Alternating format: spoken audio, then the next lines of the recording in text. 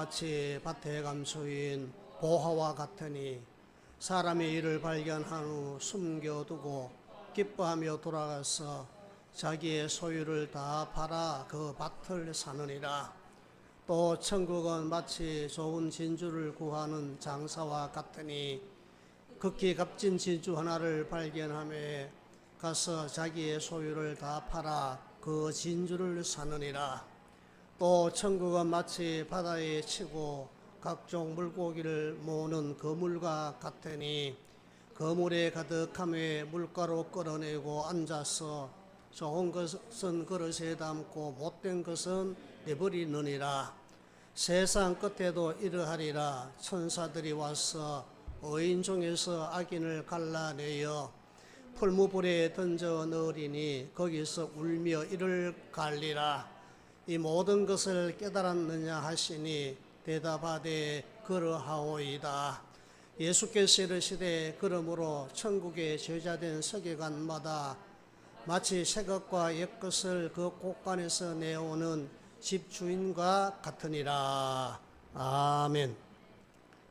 사랑하는 성도 여러분, 오늘도 말씀을 통해 주시는 하나님의 은혜가 충만하시기를 주님의 이름으로 축원합니다.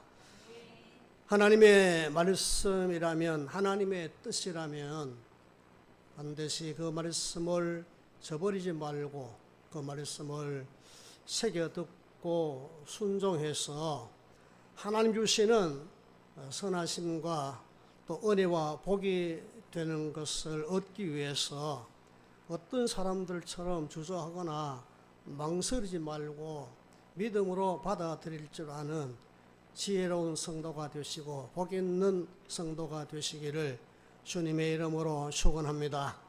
가장 어리석은 사람은 주저하다가 망설이다가 놓치는 사람이라고 할 수가 있습니다. 왜 주저하고 왜 망설일까요? 여러 가지 이유가 있겠지만은 우리가 때로는 천국의 사람이고 하나님의 사람이면서도 세상을 부러워할 때가 많습니다. 우리는 세상을 부러워할 그런 사람이 아닙니다. 오히려 세상이 우리를 부러워해야 할 그런 존귀한 사람이요 복 있는 사람이 된 줄로 믿으시길 바랍니다. 어떤 사람이 어머니에게 5천만 원짜리 다이아몬드 반지를 유산으로 받았습니다.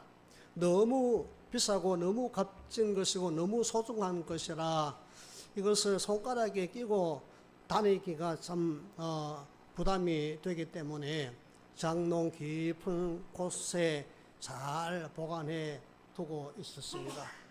그런데 어느 날 동창회를 갔는데 친구가 남편이 500만 원짜리 다이아몬드 반지를 선물로 해줬다고 자랑하며 기뻐하는 것을 보고 그는 겉으로는 말로는 축하한다, 좋겠네 그렇게 말했지만은 마음으로는 전혀 부러워하지 않았습니다.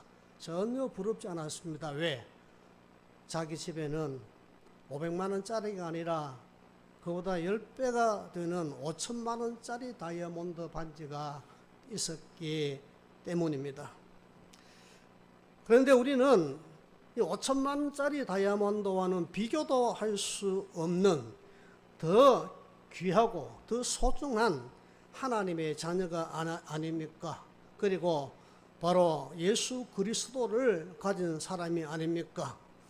또 우리의 영혼은 영원한 천국 하늘나라에 갈 수 있는 그런 사람이 되지 아니겠습니까? 이것만 생각해도 세상 어떤 것과도 비교할 수 없는 것이며 숫자로 환산할 수 없는 것입니다. 저는 각 천국의 사람들은 세상을 부러워하지 말아야 합니다. 천국의 사람은 밭에 숨겨져 있는 값진 보화와 같은 사람이고 그리고 값진 진주와 같은 사람이라고 오늘 말씀을 하고 있습니다.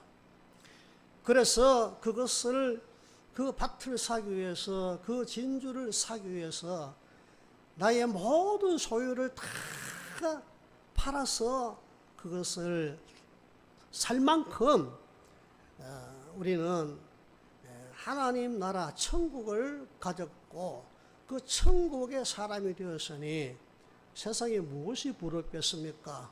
오히려 세상 사람들이 나를 부러워해야 합니다. 세상이 나를 부러워하지 않듯이 나도 또한 세상을 부러워할 필요가 없다, 그런 말이에요. 바다에 그물을 치고 고기를 잡는 사람들이 그물을 끌어올려 가지고 이제 물가에서 선별 작업을 합니다. 좋은 고기는 그릇에 담고 못된 그릇은 버린다고 했습니다. 우리는 하나님 나라 그릇에 담겨진 좋은 고기와 같은 값진 성도, 존귀한 사람이 된 줄로 믿으시기를 주님의 이름으로 축원합니다. 그거 버림을 받은 그 물고기처럼 세상 끝에 의인과 악인을 선별할 때 악인들은 어떻게 한다겠습니까? 불에 넣어서 살라 버린다고 그렇게 말씀을 하지 아니했습니까? 그런데 이런 값진 것을 소유한 사람이 되었는데도 때로는 우리가 세상을 부러워하거나 또 세상 사람을 부러워하며 내 자신을 또 한탄하거나 나의 어떤 그런 모습을 바라보고 실망할 때가 없습니까? 진짜 좋은 것을 가진 사람들은 세상에 별 가치 없는 것들에 의해서 마음이 흔들리지 않고 또 믿음이 흔들리지 않아야 합니다. 우리는 천국을 가진 사람입니다.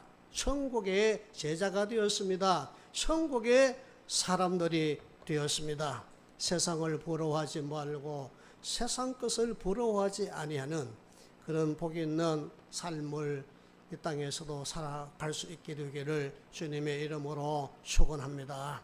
이런 천국을 가진 사람, 천국의 사람들은 언제든지 이 세상에서 하나님의 말씀대로 살아야 한다고 오늘 마태복음 13장 52절에 주님께서 그렇게 말씀을 합니다. 예수님께서 이 세 가지 비유를 하시고 난 다음에 제자들에게 이렇게 말씀하셨습니다. 너희가 이것을 깨닫느냐? 이것이 무슨 의미인지 깨닫느냐? 라고 그렇게 물었을 때 제자들이 그렇사옵나이다 라고 대답을 했습니다. 여러분도 이 제자들처럼 이 말씀을 통하여 내가 정말 천국의 사람으로서 세상에 부러울 것이 없는 세상 사람이 오히려 나를 부러워하고 나는 세상을 부러워하지 아니하는 세상에서 가장 존귀한 사람, 가장 복 있는 사람, 가장 신분이 귀한 소중한 사람이 된 줄로 믿습니까? 이것을 깨닫습니까? 이 진리를 깨닫습니까? 제자들처럼 그것을 깨달아야 합니다. 그런 사람들은 천국의 제자, 천국의 서기관이라고 주님께서 그렇게 말씀을 했습니다. 자, 유대인에게 있어서 서기관들은 성경을 필사하거나 예배마다 성경을 꺼내서 사람들에게 읽어주고 또 성경을 연구하고 그것을 사람들에게 가르쳐주는 사람이 바로 이 서기관들이었습니다. 예수님은 오늘 52절에서 이 서기관들을 어떤 사람으로 비유했는가 하면은 부잣집의 집주인이 곳간에서 옛것을 끄집어내고 새것을 꺼내어서 사람들에게, 집 사람들에게 나누어 주는 부잣집의 주인과 같다라고 그렇게 말씀을 했습니다. 그렇지요. 부잣집의 주인은 그 창고의 문을 열쇠를 가지고 문을 열고 거기에 있는 필요한 것, 식구들에게 필요한 것, 옛것과 새것을 꺼내어서 나누어주는 사람이 집주인이지요.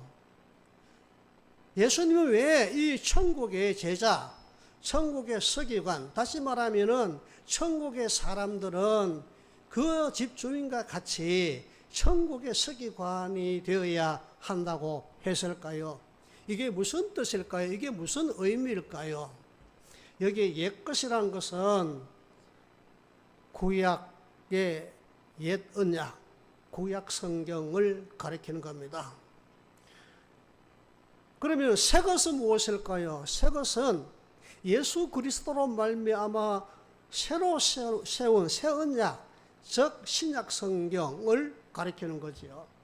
그러면 구약 성경이나 신약 성경은 무엇을 말합니까? 하나님의 언약의 말씀이요, 진리의 말씀이요, 축복의 말씀이요, 생명의 말씀이요, 우리는 그 말씀대로 살아야 한다, 그런 말이에요.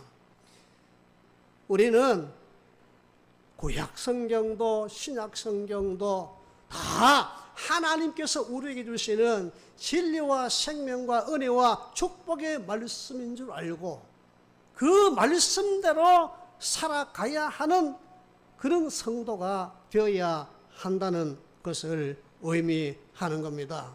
이제 곡간이라고 했는데 이 곡간은 하나님의 은혜의 창고를 가리킵니다. 그리고 곡간에서 내온다는 것은 마치 집주인이 그 곡간에서 필요에 따라 음식이나 물건을 꺼내 오듯이 무한하고 풍성한 생명의 말씀을 하나님의 은혜의 곡간에, 하나님의 은혜의 창고에, 하나님의 축복의 창고에서 끄집어내야 된다는 거예요. 꺼내와야 된다는 겁니다. 여러분, 하나님의 말씀을 덮어놓으면 안 됩니다. 하나님의 말씀을 그냥 기넘어 들어서는 안 됩니다. 따라합시다. 하나님의 말씀은 하나님 주시는 은혜와 축복의 창고와 같다. 할렐루야. 시편 23편의 다윗은 1절에 이렇게 노래했습니다. 여호와는 나의 목자시니 내가 부족함이 없으리로다 했습니다. 여기 내가 부족함이 없다는 말은 어떤 의미인가 하면은 하나님의 곡간에 들어가니, 하나님의 창고에 들어가니, 내가 그곳에 있는 것을 아무리 끄집어내서 내가 사용해도 그 창고가 비지 아니하더라. 그 창고가 늘 채워져 있더라. 늘 부족하지 않더라. 그런 의미가 바로 시편 23편 1절의 말씀의 의미라고 할 수가 있습니다. 세상 것은요, 늘 아무리 많아도 늘 부족해. 좀 더 있으면 좋겠는데, 좀 더 많이 주시면 좋겠는데, 월급을 아무리 올려줘도 더 올려주시면 좋겠는데, 먹을 것, 입을 것, 마시는 것 많아도 좀 더 좋은 것, 좀 더 많았으면 좋겠는데, 언제나 우리는 세상 것으로서는 절대 만족할 수가 없어요. 만족할 수가 없어요. 그렇지 않습니까? 세상 것으로 만족할 수가 없습니다. 절대로 채울 수가 없어요. 우리가 요구하고 우리가 바라는 나의 욕심과 나의 욕구를 세상 것으로서는 채울 수가 없고 만족시킬 수가 없는 법입니다. 그러나 하나님의 말씀, 새 언약이나 옛 언약이나, 옛 언약은요 그림자와 같은 것이에요. 구약 성경은 그림자와 같은 것이에요. 그 구약 성경이 이루어진 것이 신약 성경이에요. 구약 성경은 율법이라고 한다면 신약 성경은 예수 그리스도의 은혜의 복음이라고 할 수가 있어요.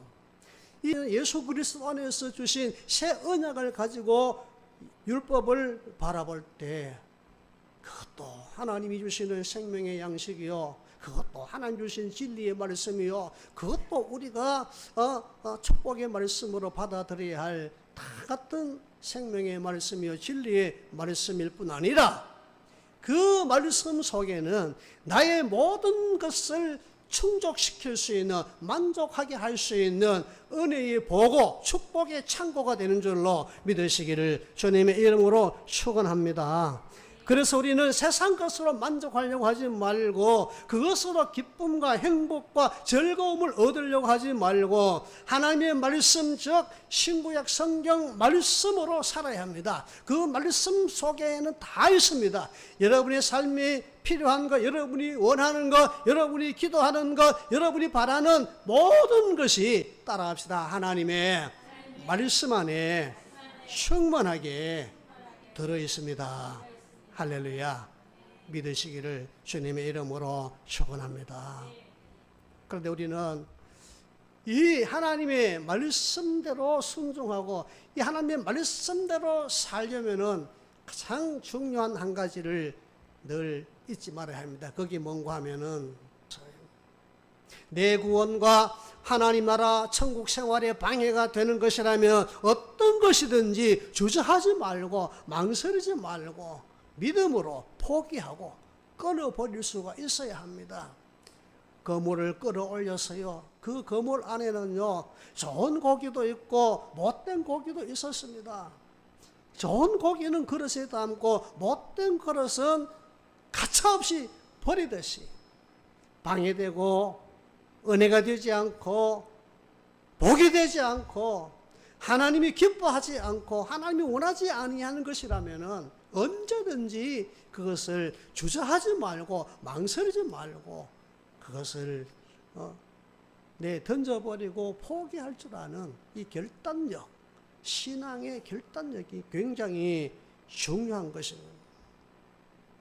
그런데 우리는 왜 주저하고 망설입니까?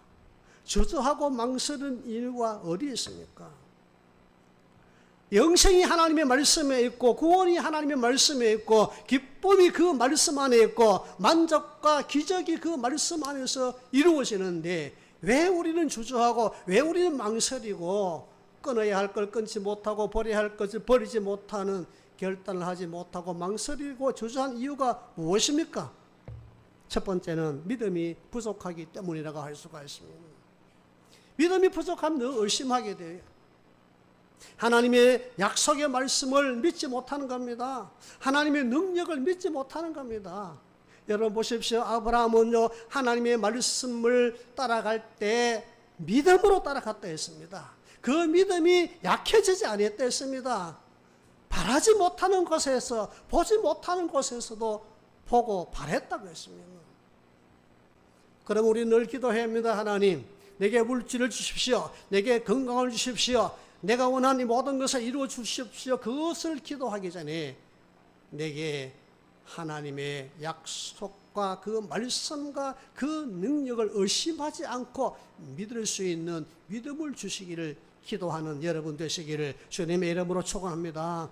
두 번째는 왜 주저하고 왜 망설이게 됩니까? 미래에 대한 불확실성 때문에 그러한 겁니다. 하나님께서 모든 것을 주관하시고 하나님께서 모든 것을 이루어주시는 모든 것은 하나님의 손에 달려있다는 이런 믿음을 가지고 확실한 구원관을 가져야 합니다. 세 번째는 왜 그렇습니까? 사탄의 속삭임이 있기 때문에 그렇습니다. 야, 세상 이치를 봐봐. 그게 맞냐? 하나님 말씀이 맞느냐? 네가 오늘 또 교회 가서 하나님 말씀을 들었는데 그 말씀이 세상 이치와 맞다고 생각하느냐? 과학과 한번 비교해봐. 과학적으로 그게 증명이 된다고 생각하느냐? 네 자신과 다른 사람들이 경험하고 있는 것을 한번 비추어 봐봐. 그게 상식적으로 옳다고 생각되느냐? 이게 사탄이 속삭여주는 거예요. 그것 때문에 우리는 주저하고 그것 때문에 우리는 망설일 때가 많다 그런 말이죠. 네 번째는 실패에 대한 두려움과 염려 때문에 그렇습니다. 실패하면 어떡하지? 넘어지면 어떡하지? 잘못되면 어떡하지? 이런 염려, 이것 때문에 주저하고 이런 두려움 때문에 우리가 망설일 때가 많은 겁니다. 많은 사람들이 이런 네 가지 이유 때문에 주저하고 망설이다가 기회를 놓치고 많은 겁니다. 자, 보십시오. 밭에 감추인 보화를 발견했을 때 어떻게 했습니까? 그리고 값진 진주 하나를 발견했을 때 어떻게 했습니까? 주저하지 않고 망설이지 않고 자기의 모든 소유를 다 팔아서 그 밭을 샀습니다. 그 진주를 샀습니다. 안 망설여서요. 주저하지 않았어요. 집도 팔아, 옷도 팔아, 소도 팔고, 논도 팔고, 밭도 팔아. 저 살림살이, 냉장고, 테레비, 에어컨 다 팔아. 저 밭을 사기 위해서 모자라는 돈을 채우기 위해서 다 팔았어요. 그 진주를 사기 위해서 자기가 가지고 있는 모든 것을 다 팔았어요. 전혀 망설이지 않았습니다. 전혀 주저하지 않았습니다. 왜냐하면은 자기가 가지고 있는 모든 것보다 밭에 감춰있는 그 보화가 더 값진 것이고 더 값어치가 많다, 그런 말이지요. 자기가 발견한 그 진주가 자기가 갖고 있는 모든 소유보다 더 가치가 있고 더 값이 많다, 그런 뜻이 아니겠습니까? 그런데 그걸 사기 위해서 이거 팔면 아까운데, 이거는 버리면 안 되는데, 그렇게 주저하고 망설이다가 그 밭을 놓쳐버리고 그 진주를 다른 사람에게 넘어가 버리면은 때는 늦으리, 때는 늦으리, 이렇게 되고 마는 거예요. 이 고기는 맛도 없겠네. 이 고기는 못된 고기네. 그래도 아깝잖아. 안 버리고 그릇에 담아 놓으면 오히려 더 좋은 고기를 못 쓰게 만들 수가 있어요. 가차없이 버릴 수가 있어요.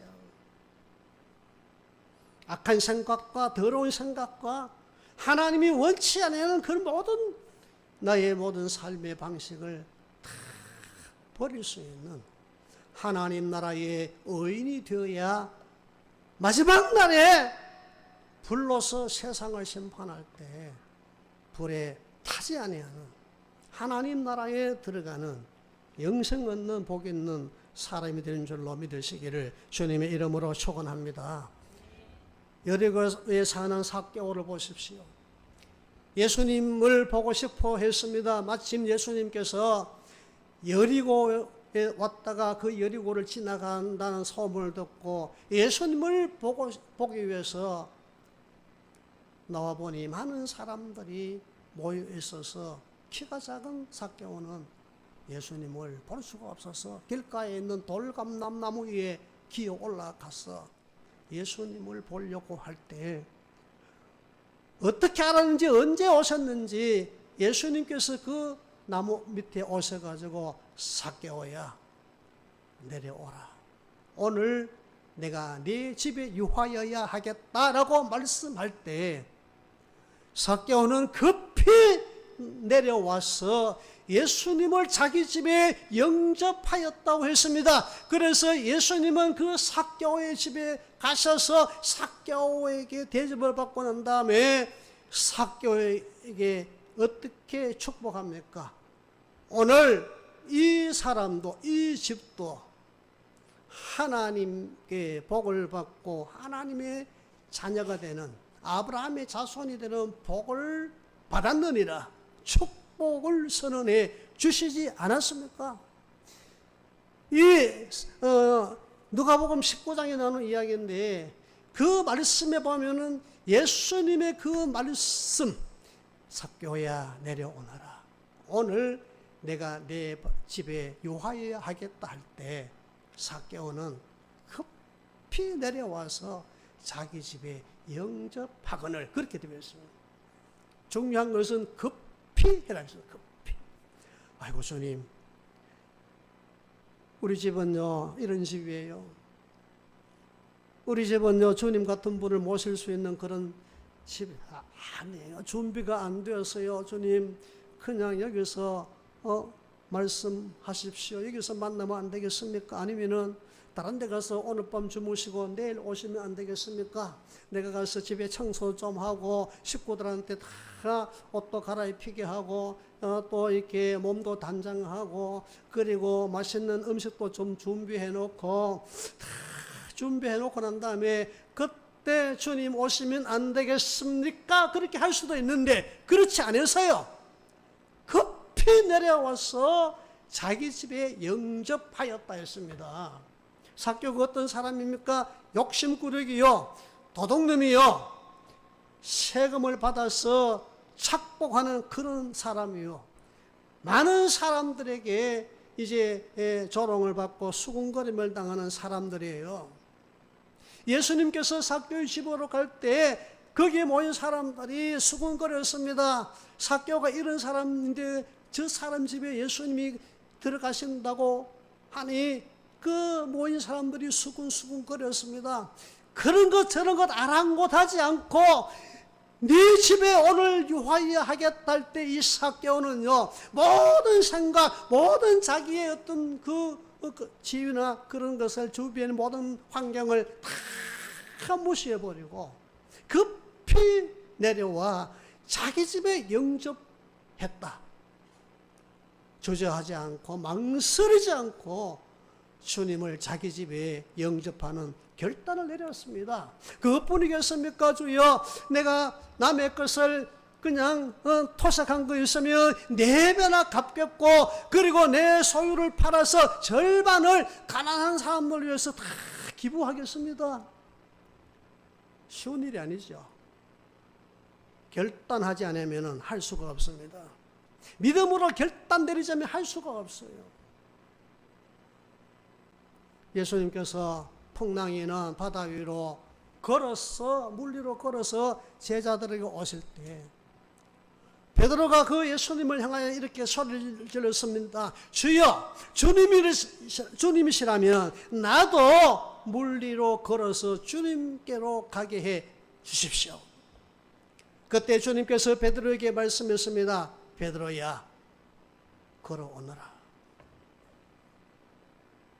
그때 베드로는 즉시 배에서 뛰어내려 물 위로 걸어갔다. 주님을 향하여. 주님, 무서워요. 걸어가고 싶은데, 주님께로 가고 싶은데. 베드로가 물 위로 걸어가고자 원했던 것은 한시라도, 몇 분이라도, 몇 초만이라도 빨리 주님을 만나고 싶은 거예요. 주님께로 가고 싶은 거예요. 그런데 바다를 바라보니까, 배에서 바다를 바라보니까 주님은 걸어오라 했는데, 바라보니까 막 바람이 불고, 막 파도 치고, 막 물결이 높이 일어나니까, 주님, 바람부터 잔잔하게 해주세요. 그래서 바다부터 잔잔하게 해주세요. 그러면 걸어가겠습니다. 그렇게 하지 않았어요. 성경에 그렇게 안 되어 있잖아요. 바람이 불고 물결이 막 높이 일어서 배가 물속에 막 잠길 것 같은 그런 풍랑을 만난 그 상태 그대로 물 위로 걸어오라. 그래서 베드로는요, 주님의 그 말씀을 듣고 그대로 바다에 뛰어내려서 물 위로 걸어서 주님께로 갔습니다. 바람부터 그치게 해주십시오. 풍랑부터 그치게 해주십시오. 내가 하나님 말씀대로 하겠습니다. 내가 주님께로 가겠습니다. 내가 주님의 뜻대로 살겠습니다. 주님의 말씀대로 믿음으로 살겠습니다. 먼저 내 환경을 정비해 주시고 내 모든 형편을 새롭게 만들어 주십시오. 그게 아니라 그런 말이에요. 환경, 주변의 모든 여건 이런 거 때문에 주저하지 말고, 이런 것 때문에 망설이지 말고, 이런 것 때문에 믿음이 약해지지 말고, 이런 것 때문에 두려워하지 말고 믿음으로 나가기만 하면 됩니다. 믿음으로 순종하면 됩니다. 믿음으로 행하면, 말씀대로 행하기만 하면 하나님의 놀라운 이적과 능력을 체험할 수 있게 될 줄로 믿으시기를 주님의 이름으로 축원합니다. 하나님의 뜻과 말씀이라면 언제나 그 말씀대로 하고 은혜 받을 일, 복 받을 일, 하나님의 뜻과 하나님이 기뻐하시는 일은 미루지 말고, 망설이지 말고, 주저하지 말고 순종해야 합니다. 의심하지 말고 사탄의 유혹에 넘어가지도 말고 두려워하지도 말고 염려하지도 말고 믿음으로 결단을 내려야 합니다. 그래서 하나님 주시는 은혜와 복을 잃지 아니해서 세상을 부러워하지 않고 오히려 세상이 부러워하는 그런 복이 있는 여러분 되시기를 주님의 이름으로 축원합니다.